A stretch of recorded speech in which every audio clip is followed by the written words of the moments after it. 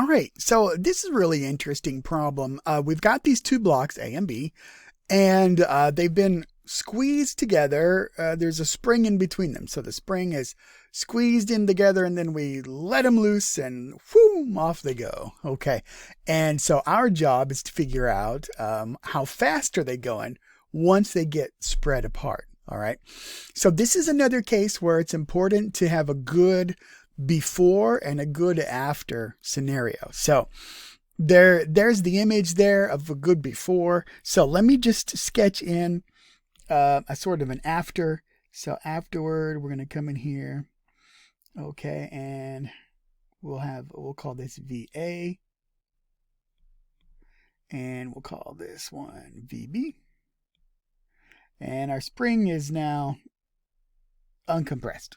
Okay, let me go ahead and write down the masses just so I have those handy, because they're not the same, right? Yeah, A is 10 and B is 15. There we go.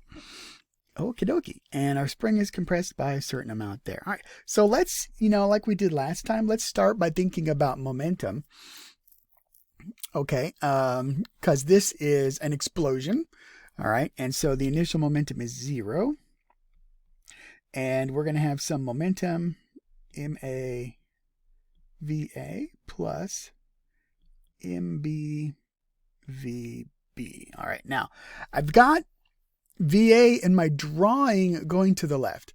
So that's negative. Okay, so we could do that. We could put it in there as a negative value if we wanted to.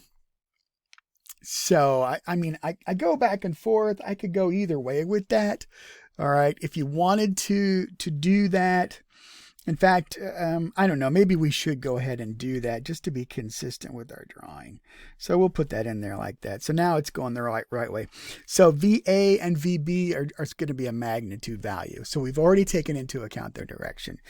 Well, that gets us to an MAVA. Has to be equal to MBVB. Okay, so those guys are related like that. We need VA, we need VB, and we only have one equation. We need more info. No problem, because we still have conservation of energy at our disposal. Okay, so we're going to have delta K minus delta U. All right, both of these are starting at 0. And so what I'm going to do for my delta K, my final, we're just going to write it in here, MA VA squared plus 1/2 MB VB squared. And that has to be equal to minus 1/2 K. And then my final compression minus the initial compression, both of them squared. All right.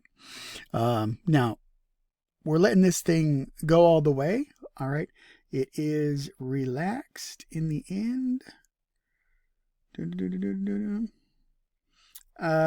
Yeah, I guess, yeah, we can go ahead and say that because it says right there, we're going to let it lose contact. So there's, it's completely decompresses when we have it like that. Look at all those halves in there. Boop, those go right away.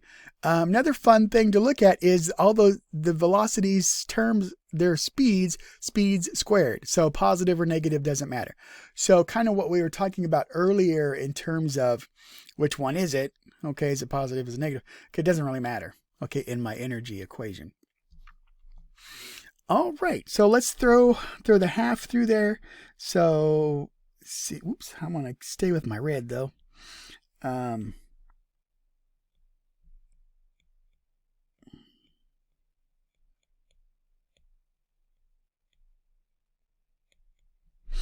Okay, and my minus is here, so I just have, whoops, I was getting rid of the half, wasn't I? No point in writing it down. KS initial squared.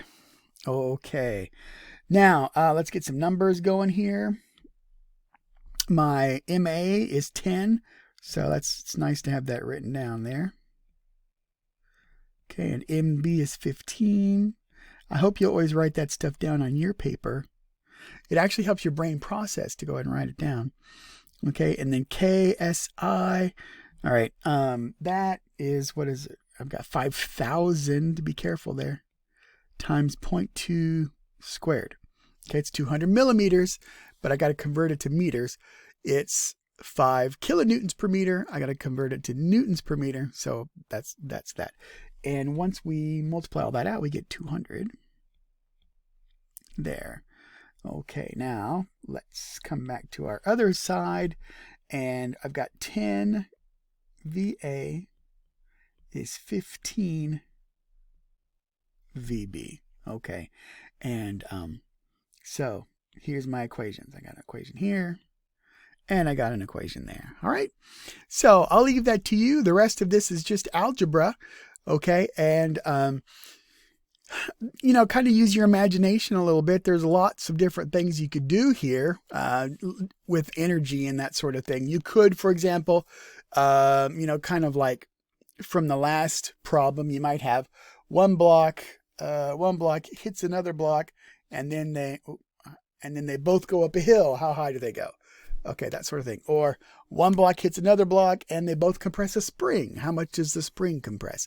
All right, so there's a huge variety of things there. And as long as you take it sort of one step at a time, be very careful with your variables, like I mentioned earlier, and they're not too bad. They come out in the wash. All right, there you go.